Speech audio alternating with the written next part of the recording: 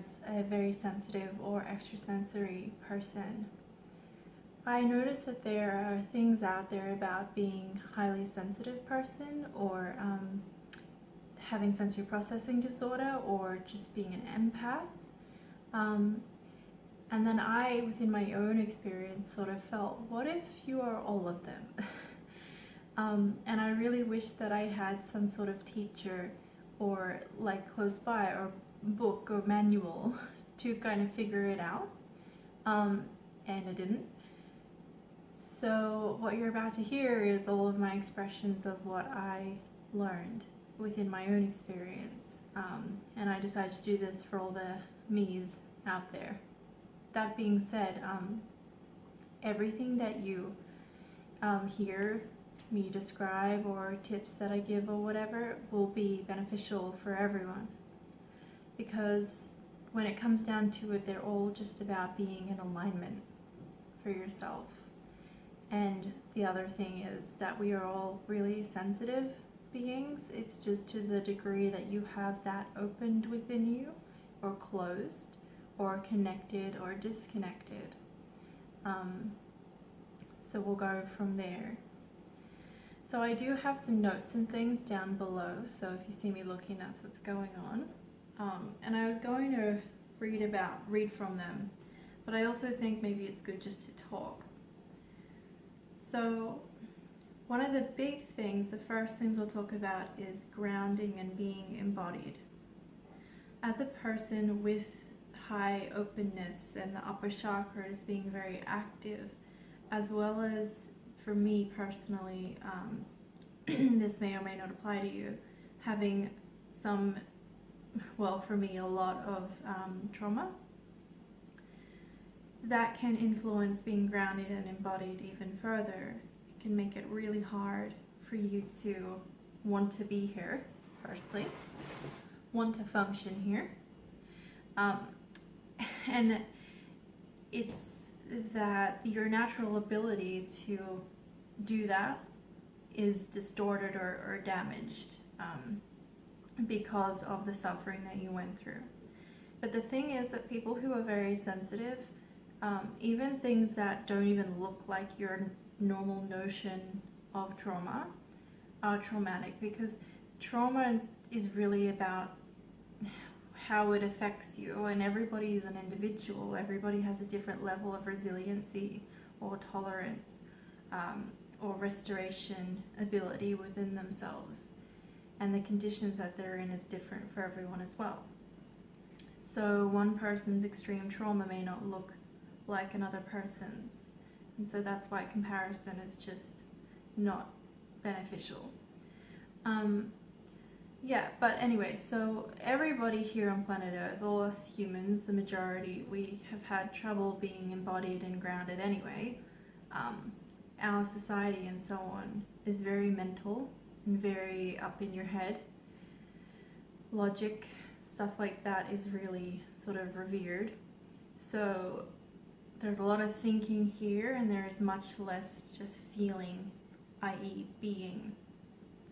A good comparison is, or way to understand it, is to think about the way that animals are, particularly wild animals, when they're feeling safe and chill, versus us. When we're like, even when we're chill, we're not like the buffalo. Like, I have this picture in my head of like this buffalo herd grazing in a field, and they're just being, and they're just eating the grass, and they're seeing and feeling the richness of the green, and the way that the mastication is calming and soothing up in their back teeth. And there's no thinking about the future, worrying about the past. They're just being. You know, I think this is a vision coming from my, you know, my guides, my teachers, to help me explain further. I see that their babies are around them, and they have relationship to them, but it's without attachment. That's really interesting. Yeah, that's really cool. I mean, they love them, but there's this complete equality. And anyway, so the point of that is that there's a stillness within their relationship to themselves, other, and their world, their environment. We as a collective have really moved away from that. So considering that, just no matter where you are on the sensitivity or extrasensory spectrum, or dissociated versus embodied spectrum, we're not like those buffalo in the field. Most of us. And being is a practice. Something so natural has had to become a practice to us. It's a little bit, I thought about this a few weeks ago. It's kind of insane.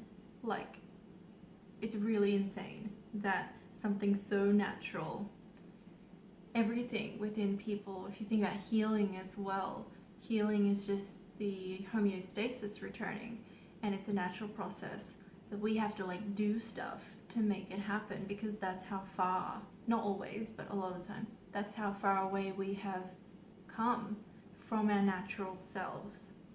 So being grounded and embodied is about being the natural self.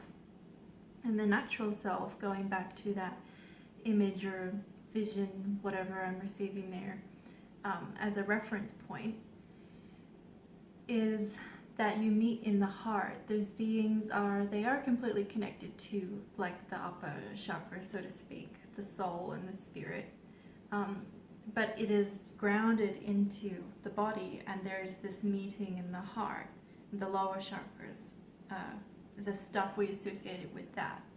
All of it has come together and is beautifully flowing and just is. There's this great isness there. So that's like the aim. Speaking from experience, easier said than done, right? My nose is really itchy. So when I was like, okay, what am I going to say about grounding and what was my experience? It was really freaking hard. Really hard because of being a really sensitive person, where everything in the environment is more to me. I do have sensory processing disorder, although, again, not so much identifying with disorder, it's just a thing. And yeah, as well as being highly extrasensory, I'm a really open and clear channel. My energy field is very absorbent. That gets stronger when you work on your boundaries, by the way. But it's an active effort to not tune into every friggin' thing in the world, in the universe. And there's a constant flow of higher energy coming in, and intuition and things like that. Combining that with my experience of my trauma, that being in my body was extremely dangerous. When it comes to the body and grounding, I'm like, fuck no. No thank you. However, I did find in my experience that it's needed, and actually I'm learning that I can be safe. But so a good example is if you look up like grounding meditations or something, often they're like, okay, tune into your root chakra and feel the earth energy coming into them, or see the color red coming into your root chakra, stuff like that. It was really hard for me to actually even sit anywhere near my root chakra, so to speak.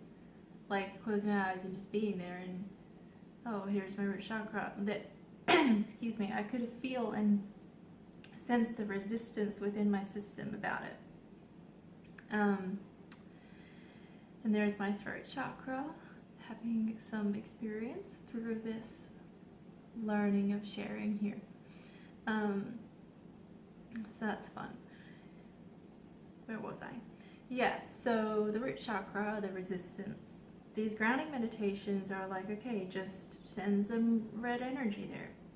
I had so much resistance I couldn't do that.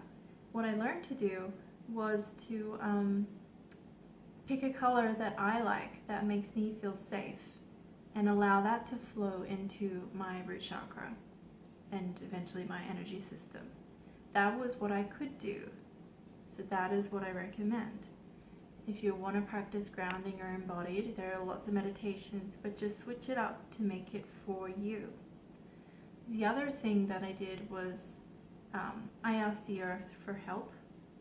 I basically said something like, please help me be in alignment to the best degree that I can right now, within my limitations or fears, helping me come into alignment. And she sent me the imagery of the things that I like about Earth, which is, in that case, it was green, like green trees and leaves and things, and also water and dolphins. So even just holding that image within myself and then intentionally sort of dropping it in or soaking it in the root chakra was very, very healing. Yeah, so just practicing that was cool, and like I still can't let red come in there, and that's okay. I'm getting better with red though. I'm wearing red. So you can see your progression in all these interesting ways. I used to not really be able to wear red. The colors you're resisting will tell you a lot about what's going on for you and your chakra system, and also your psychology. It's pretty interesting. But yeah, as well with grounding and embodiment, if you're a sensitive person, you're used to being up here in the upper 3 chakras probably. What we want to do is that thing of meeting in the heart.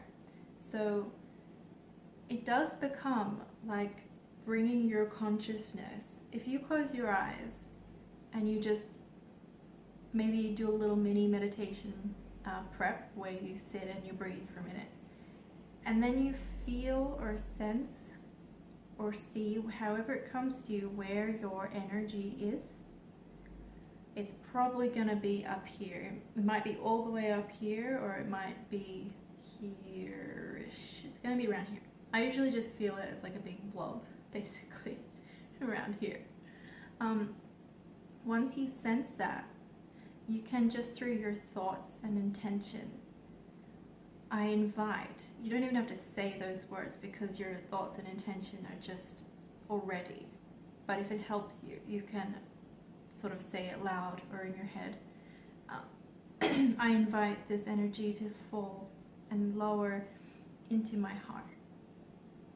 That's the best practice to begin with, is to allow it to just flow into your heart. And you will feel a kind of dropping down of that energy.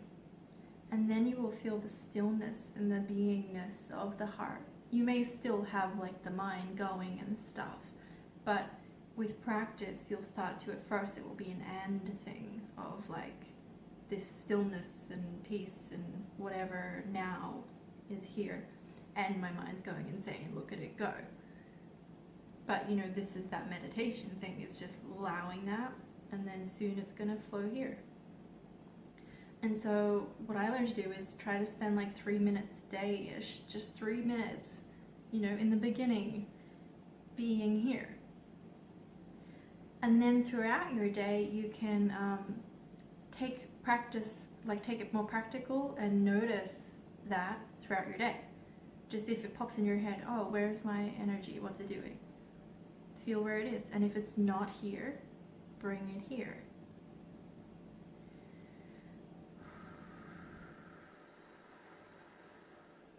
It's pretty cool. I really love it because this is home. This is where your soul resides. It's wonderful.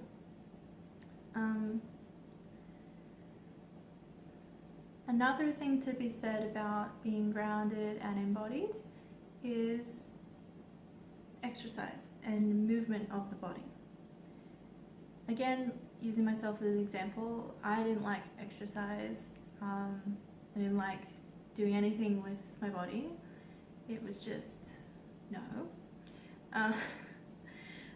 But in time, I picked up yoga, and that's one example of something that has a feeling of like maybe I could do it, a feeling of ease and gentleness. Let yourself go there.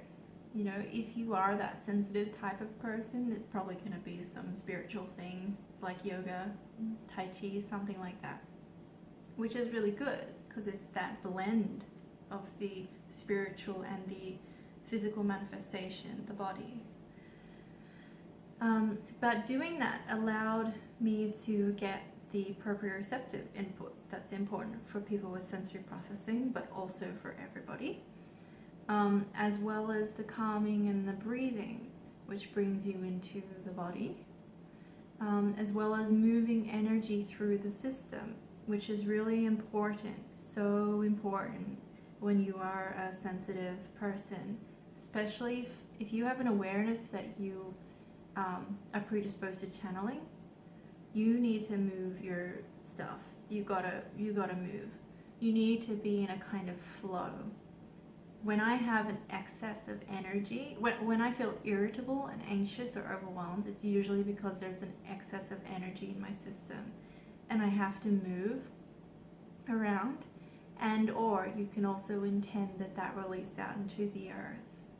It's almost like its own separate video, but yeah, it's good if you can find something like yoga that kind of provides for you on multiple levels. Swimming is also a good gentle swimming one as well, and that also provides the vestibular input, which we all need, and especially if you have the sensory stuff going on. But yeah, make it something that you genuinely enjoy, and you're not doing it just because you think that you should, or because I'm suggesting it. You have to go to the thing, like start a new thing from a place of I'm doing this because I want to support myself, or because it feels good in the moment, rather, not because there is a goal, although the goal may exist. We want it to be because it's feeling good then, because if it doesn't feel good then, it's not going to serve you completely, because you are the now. What you are is now, and that's part of the reason that these goals, where it's like the end thing, the trophy at the end, can kind of fall away and can be hard to stick to. I think that we are more readily designed to be ready in the present.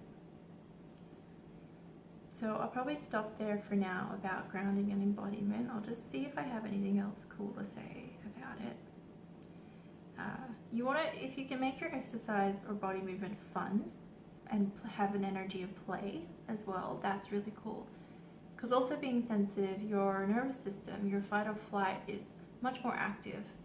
And fun is the remedy, antidote, or polar opposite to stress, which is what your system is in a lot of the time if you have these types of sensitivities.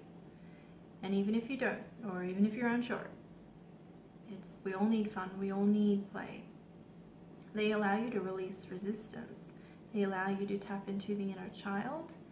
It provides energizing type of energy. And it's just about being in the now.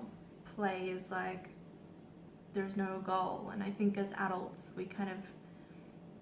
we make play about doing something, like going to the movies, or like you go to dinner with your friends, which are all great. But if you look at a child, playing is like being as you are and making it fun. And that's really beautiful energy. So I'll stop there for now, and we'll probably have another tips thing about extrasensory living and highly sensitive living in the near future. Thank you for listening. Don't forget to subscribe, and you can find me on Instagram and Facebook under Becc Luminary, or go to my site beckluminary.com if you'd like an extrasensory reading or a loving awareness session.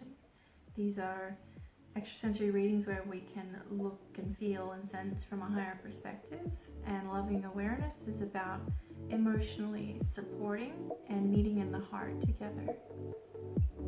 I hope you have a good day.